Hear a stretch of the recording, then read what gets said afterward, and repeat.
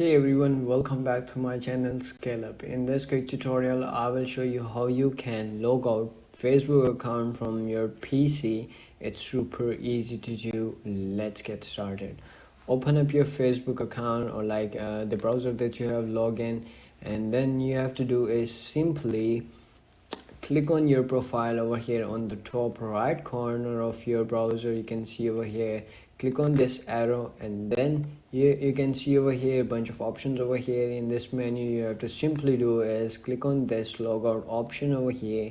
Once you click on this, it's gonna be log out your account and give you over here this profile over here that you have recently logged in on this browser as well. You can simply click on this and it's gonna be login again. But for the course of the video, we have logged out our account from the Facebook on PC. If you found this video helpful, don't forget to like my video, subscribe my channel Scale Up, and also drop me a comment for more tips and tricks videos. Thanks for watching. See you in the next video. Have a nice day. Bye bye.